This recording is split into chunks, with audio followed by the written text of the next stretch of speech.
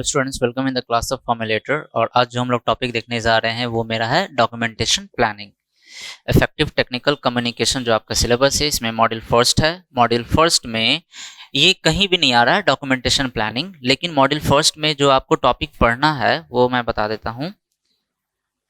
मैंने इस पे ना एक an overview of module first मैंने निकाल रखा है, आप उसको देखिएगा। इंफॉर्मेशन डेवलपमेंट लाइफ साइकिल क्या है उसको भी मैंने निकाल रखा है, वो भी देखिएगा।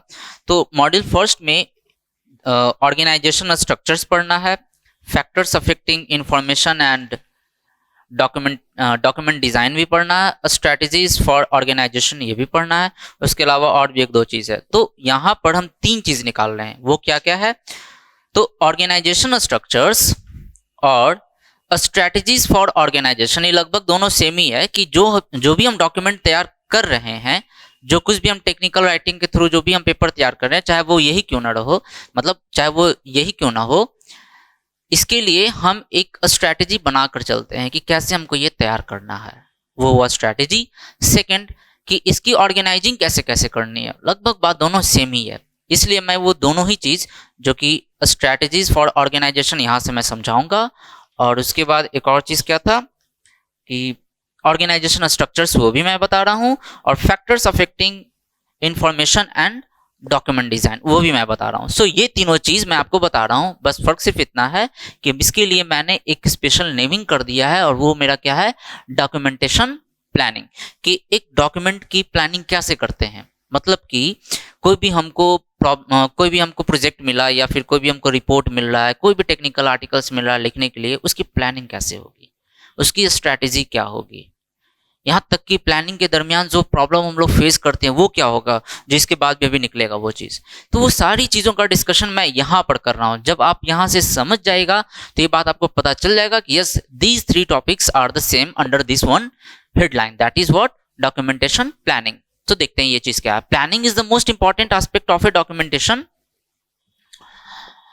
प्रोजेक्ट। की प्लानिंग तो खैर सबसे महत्वपूर्ण हिस्सा है किसी भी डॉक्यूमेंटेशन के, किसी भी प्रोजेक्ट का। क्योंकि कोई भी प्रोजेक्ट तैयार होता है तो लोग जब बैठते हैं, बड़े बड़े सीनियर्स लोग जब बैठते हैं, जब प्रोजेक्टिंग होना स्टार्ट होता है, प्लानिंग होना जब स्टार्ट होता है, या उससे पहले भी अगर देखा जाए, लोग जब बातचीत करते हैं तो सब चीज़ का एक ब्लूप्रिंट तैयार होता है, सब कुछ नोट होता है। वो सभी नोट आपको करने की ज़रूरत पड़ेगी। आप ये ना समझिएगा कि आपके साथ कोई डेटा एंट्री ऑपरेटर रहेगा या फिर आपके पास कोई इंटरप्रेटर ट्रांसलेटर, ये एक अलग चीज़ हो जाता है। सो अब आपको ये बात समझना है उसकी प्लानिंग कैसे करनी है। So planning is the most important aspect of a documentation project. It helps to move you towards goal, क्योंकि इसी प्लानिंग से आपको आगे बढ़ने में हेल्प मिलता है।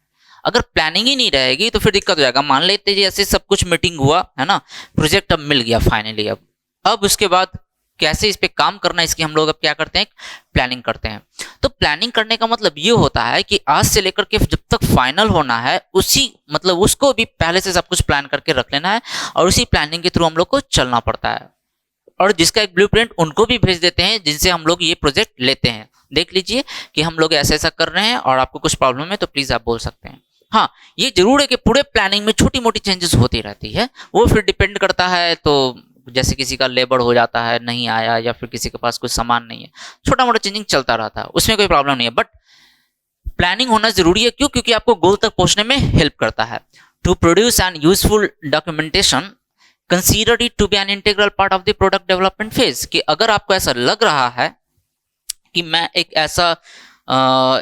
ऐसा इंस्ट्रूमेंट बना रहा हूँ, या फिर मैं एक ऐसा प्रोडक्ट बना रहा हूँ, कुछ देर के लिए पंखा ही, मैं बार बार पंखा को ले लेता हूँ एग्जांपल, मैं वही लूंगा क्योंकि मेरे पास में है ना। कोई भी आप एक ऐसा प्रोडक्ट बना रहे हैं, कोई भी आप एक ऐसा इलेक्ट्रॉनिक सामान बना रहे हैं, तो वो प्रोडक्ट का डेवलपमेंट फेज होता है। कैसे कैसे बनेगा ताकि फाइनली आदमी तक पहुंचे, कस्टमर तक पहुंचे। एक से एक आजकल आ रहा है, एकदम बहुत नया नया तरह का एकदम आ रहा है इलेक्ट्रॉनिक सामान। तो जो भी प्रोडक्ट का जो डेवलपमेंट होता है उसका एक फेज होता है, प्रोडक्ट डेवलपमेंट फेज, कि कैसे कैसे बन रहा है। उसी के साथ साथ आपको डॉक्यूमेंटेशन प्लानिंग भी करनी है। ये इसको कभी भी छोड़ा नहीं जा सकता, ये एक इंटीग्रल पार्ट है इस प्रोडक्ट डेवलपमेंट फेज का। क्योंकि वो प्रोडक्ट कैसे कैसे बन रहा है, हर स्टेज पे उसकी प्लानिंग चल रही है, लिखा जा रहा है उसका, ऐसे ऐसे चला था, ऐसे ऐसे चल रहा है, ऐसे ऐसे हो रहा है, ये सब कुछ। सो इस प्लानिंग को तो आप हटा ही नहीं सकते हैं। Planning not in the sense only the productivity of the product, it is even in the sense of the writing, maintaining लिखने की जरूरत पड़ती है, मेंटेन करने की जरूरत पड़ती है, एक एक चीज को वहां पे माइन्यूटली, और फिर लास्ट में हमसे रिपोर्ट बोला जाएगा, रिपोर्ट लिख कर दे देंगे, मैनुअल बोलेगा, मैनुअल लिख कर दे देंगे, जो जिस फॉर्म में बोलेगा उस तरह से हम लिख कर दे देंगे। सो प्लानिंग का ये बस एक ओवरव्यू है जो आप लोग खुद से भी लिख सकते हैं। नेक्स्ट देखिए हम क्या लिख रहे हैं, respective of the size of the project the hardest part is that where to begin. Size कभी कभी छोटा होता है, मान लेते हैं किसी प्रोजेक्ट के लिए जो मेरे पास काम आया, कभी छोटा है कभी बड़ा है, काम का क्या है, किसी भी साइज का, लेकिन डॉक्यूमेंटेशन तुमको सब में करना है। तो ये कोई ना समझे कि छोटा प्रोजेक्ट है डॉक्यूमेंटेशन आसानी से हो जाएगा, बड़ा प्रोजेक्ट है ज्यादा, ऐसा कुछ नहीं होता है। छोटा के लिए भी ध्यान रखना, बड़ा के लिए भी ध्यान रखना है। डॉक्यूमेंटेशन जबरदस्त चीज होता है, वही मैंने लिखा, respective of the size of the project. अगर साइज की बात को अगर उल्टा वे में चले, उल्टा वे में कहने का मतलब ये इंग्लिश का एक तरीका है लिखने का, उस बात को अगर थोड़ी देर के लिए हटा दें तो the hardest part is that where to begin, कि कहां से स्टार्ट करें आखिर हम। मतलब प्रोडक्ट का जो फेजिंग होता है वो हम समझ सकते हैं, लेकिन जो हमको करना है, प्लानिंग करना है, वो कहाँ से स्टार्ट करें, कैसे करें, शुरुआत करें, इसको आप समझ सकते हैं। जैसे कोई एग्जामिनेशन ही आप लोग किसी एग्जामिनेशन की आप लोग तैयारी करते हैं, तो कैसे करें शुरुआत, कैसे पढ़ें, या फिर यही जो इफेक्टिव टेक्निकल कम्युनिकेशन है ना, आपको ये जो सिलेबस है इसको सर कैसे पढ़े, क्योंकि मॉडल फर्स्ट दिया, मॉडल सेकंड दिया, मॉडल थर्ड दिया, तो क्या हम पहले मॉडल फर्स्ट पढ़ें फिर सेकंड पढ़े? तो मेरा बात मानिए तो पहले आप मॉडल 3 पढ़िए, फिर मेरा बात मानिएगा तो मॉडल 4 पढ़िए, फिर 5th पढ़िए, और सबसे लास्ट में जाकर के आप मॉडल फर्स्ट पढ़िए। ये हुआ स्ट्रैटेजी। तो सबका अपना अपना एक तरीका होता है। It can save hours of time. हाँ, अगर आपने प्लानिंग बेहतरीन तरीके से कर लिया है तो आपका घंटों समय बच जाएगा, बहुत ज़्यादा आपका समय बच सकता है, क्योंकि प्लानिंग में इतना ज़्यादा समय खर्च हो जाता है, बाद में जाकर पता चलता है कि अच्छा से हम प्लानिंग ही नहीं किए थे, तो अब जाकर उसका परिणाम हम लोग को भुगतना पड़ता है। नेक्स्ट आते हैं content of the documentation plan, कि ठीक है सर, प्लानिंग का एक चीज़ है जो हम समझ रहे हैं, सॉरी डॉक्यूमेंटेशन का एक चीज़ है जो हम समझ रहे हैं, वो क्या है, प्लानिंग है मेरा, कि हम लोग प्लानिंग करते हैं। लेकिन सर प्लानिंग जो करते हैं उसमें होता क्या क्या, क्या क्या बात सोचे कि प्लानिंग होगा। तो सबसे पहले यही कि ऑब्जेक्टिव, पहले सोच कर देखिए हर चीज़ का एक ऑब्जेक्टिव होता है। जैसे हम ही जो ये लेक्चर आपको ले रहे हैं, ये मॉड्यूल फर्स्ट का, इसका ऑब्जेक्टिव क्या है? इसका ऑब्जेक्टिव ये है कि इसका दो ऑब्जेक्टिव है। इसका पहला ऑब्जेक्टिव तो ये है कि ये इफेक्टिव टेक्निकल कम्युनिकेशन का ये सिलेबस का पार्ट, इसलिए मैं पढ़ा रहा हूँ। दूसरा ऑब्जेक्टिव ये है कि ये जिस उद्देश्य से दे रहा है कि आप लोग को ये चीज़ सीखना है ताकि आप ये सब अप्लाई कर सकें ऑर्गेनाइजेशन में जाने के बाद, वो चीज़ है। तो कोई ये प्रोजेक्ट अगर आपके पास आता है तो उसका एक ऑब्जेक्टिव होता है, उस ऑब्जेक्टिव को क्लियर करना पड़ता है। स्कोप भी आप लोग समझ रहे हैं कि किस तरह से हम आगे बढ़ेंगे। उसके बाद रेफरेंस कहने का मतलब ये होता है कि जैसे कुछ देर के लिए मैंने ये जो सब कुछ तैयार किया है आपके लिए, जो भी मैं मॉडल्स में आपको पढ़ा रहा हूँ, मॉडल 1 2 3 4 5, ये मैं कहाँ से लिया, इसको रेफरेंस क्या मैंने दिमाग से किया? ऑब्वियस दिमाग से आप करते हैं, लेकिन सब कुछ हम नहीं कर पाए हैं। क्यों? किताबों का हेल्प लेते हैं, इंटरनेट का हेल्प लेते हैं, अपने सीनियर्स का हेल्प लेते हैं, प्रोफेसर्स का हेल्प लेते हैं। इसलिए जब देखते हैं मैंने कोई किताब जब लिखा हुआ रहता है तो लास्ट में रेफरेंसेस भी लिखा हुआ रहता है। सो जब आप कोई प्रोजेक्ट की तैयारी कर रहे हैं, जब आप उसकी प्लानिंग कर रहे हैं, तो वहां पर रेफरेंस भी आता है। रेफरेंस कहने का मतलब ये कि जिस चीज की वहां पर प्रिपरेशन हो रही है, जो आदमी उसमें पार्टिसिपेट किया है, मतलब कि पार्टिसिपेट करने का मतलब इस तरह से नहीं जो इसकी प्रोजेक्ट की प्लानिंग में डायरेक्ट आकर जो लिख रहा है, नहीं, पार्टिसिपेट करने का मतलब ये हुआ कि जितने भी और लोग बैठे थे उसी प्रोजेक्ट प्लानिंग में, वो लोग जो कि डायरेक्टली तो अब नहीं आ रहे इस प्रोजेक्ट प्लानिंग में, वो इनडायरेक्टली आए हैं, तो उस तरह का रेफरेंसेस हम लिखेंगे। इस चीज को अगर और अच्छे से समझना है ना, तो आप लोग देखिएगा पीडीएफ मैंने रखा है, वो पीडीएफ जाकर आप लोग पढ़िएगा तो और अच्छे से पकड़ पाएगा, क्योंकि कोरिलेट कराने में थोड़ा दिक्कत हो जाता है।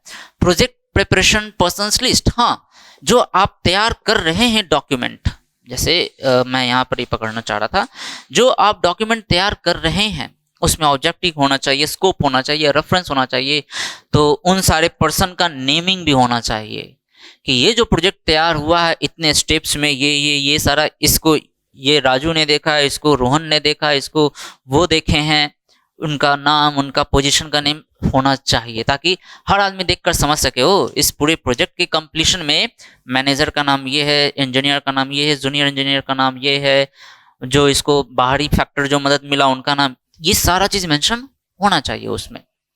रिस्पॉन्सिबिलिटी इन द सेंस ये कि इसमें जो भी काम हुआ है उसकी रिस्पॉन्सिबिलिटी किसकी किसकी है। जैसे कोई पुल बनता है, गिर जाता है तो सीधा बोल देता है क्या कि रिस्पॉन्सिबिलिटी इंजीनियर की बनती है, उसने कैसे बनाया था। इंजीनियर की रिस्पॉन्सिबिलिटी बनाना है, बट मटेरियल की चेकिंग समझ में आ रहा है ना, हम इसमें ज़्यादा कुछ बोलना नहीं चाहेंगे हम अभी।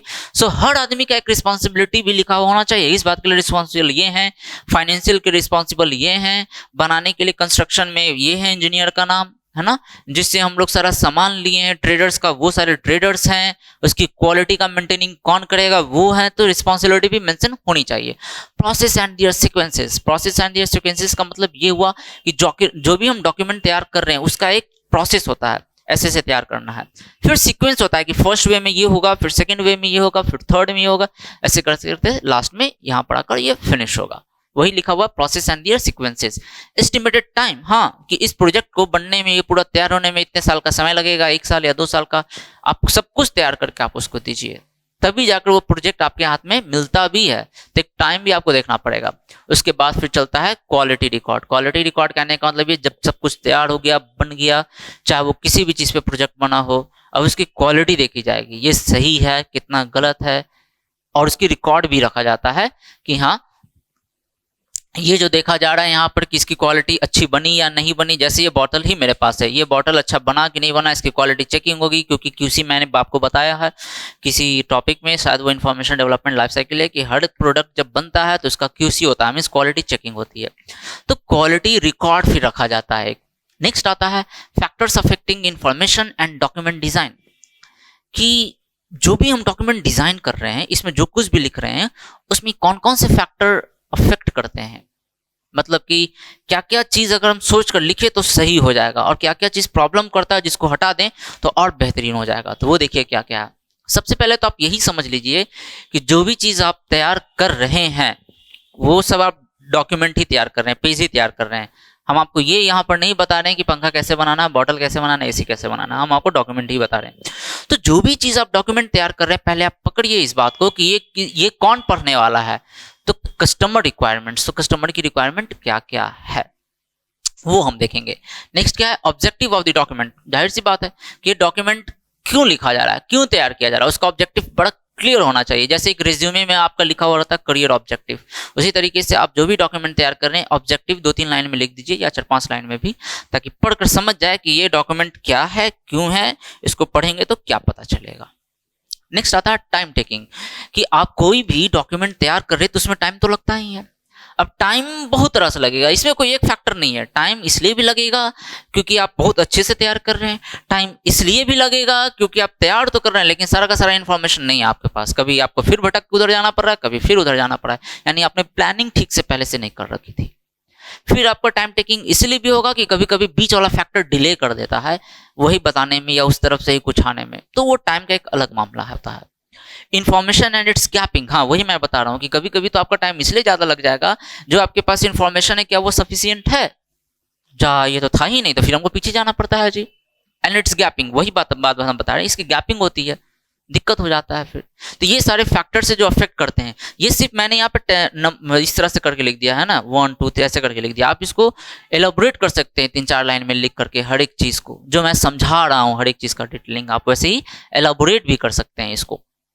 Format of the final document, हाँ जब मेरा डॉक्यूमेंट बन गया है तो अब इसका फॉर्मेट कैसा है ये जरा देखा जाए जी, कितना बढ़िया है कितना अच्छा नहीं है। तो ये फॉर्मेट, अब ये फॉर्मेट सबको ही देखता है, सबको ही पढ़ता है, अच्छा लगता है, नहीं यार थोड़ा ऐसा करो थोड़ा वैसा करो, तो फिर इसमें भी टाइम टेकिंग चलता है। नेक्स्ट क्या है, developing the schedules. Developing the schedules कहने का मतलब ये हुआ कि इसी टाइमिंग का ना डिवीजन रहता है कि इतने समय में हमको इतना तैयार कर लेना, इतने समय में हमको इतना तैयार कर लेना, और इतने समय में हमको ये चीज तैयार कर लेना है। नेक्स्ट आ रहा है लैंग्वेज एंड इट्स ग्रामर। ये भी चीजें आप इसको भी इंक्लूड कर सकते हैं, जो भी हम लिख रहे हैं उसमें लैंग्वेज तो आ ही रहा है, इंग्लिश तो लिख ही रहे हैं, ग्रामर तो होगा ही। तो ये सारे फैक्टर्स है, सिर्फ यही नहीं है कि जो मैंने बताया यही, इसके अलावा और भी हो सकते हैं, ये सारे के सारे फैक्टर्स हैं। तो जो मेरे पास जो एक सिलेबस में लिखा हुआ है कि स्ट्रैटेजीज फॉर ऑर्गेनाइजेशन, कि आखिर हम कैसे ऑर्गेनाइज करें किसी भी चीज को, तो वो ऐसे ही ऑर्गेनाइज करेंगे। पहले प्लानिंग करेंगे, प्लानिंग में ये सारी चीजों को देखेंगे, यहां तक कि ये भी आप इंक्लूड कर सकते हैं। और जो एक स्पेशल चीज आपको मॉड्यूल 1 में दिया हुआ है कि factors affecting information and documentation design वो तो यहाँ पर मैंने आपको बता दिया, इसका आप एक्सप्लेन कर दीजिए। और ये चीज दोनों में भी आता है। वो दोनों क्या है, ऑर्गेनाइजेशनल स्ट्रक्चर्स में भी ये पूरा का पूरा आ गया और ये भी आ गया। उसके बाद स्ट्रेटजीज फॉर ऑर्गेनाइजेशन में भी ये पूरा का पूरा आ गया और ये भी आ गया। सो सब कुछ यहाँ पर इंक्लूडेड है, सब कुछ। हाँ, एक चीज और है और वो ये है कि कैसे हम लोग लिखते हैं, क्योंकि मैंने आपको बताया था कि इंफॉर्मेशन और इसकी गैपिंग और वहां पर थोड़ा सा क्या लैंग्वेज और ग्रामर, इस चीज का भी मैं आपको दे देता हूं, बता देता हूं, ताकि और ये चीज क्लियर हो जाए। तो ये मेरा क्या हुआ, डॉक्यूमेंटेशन प्लानिंग। हाँ, जो मैं एक नेक्स्ट लेक्चर लेने जा रहा हूं उसको भी आप लोग ध्यान से देखिएगा। और मैं फिर से बोल रहा हूं, इस सारा का सारा लेक्चर इंटीग्रेटेड है, सब एक दूसरे से जुड़ा हुआ, ये सीक्वेंस है, पूरा देखकर समझ जाइएगा, तब आप खुद से भी अपने सिलेबस को देख के समझ पाइएगा कि ऑर्गेनाइजेशन में क्या क्या स्ट्रैटेजी रखकर चले, या फिर क्या कैसे कैसे रखेंगे किस किस चीज को आगे पीछे, ताकि उसकी ऑर्गेनाइजेशन अच्छी तरह से हो सके। तब आपको ये बात पूरा क्लियर समझ में आ जाएगा। Thank you for watching this video.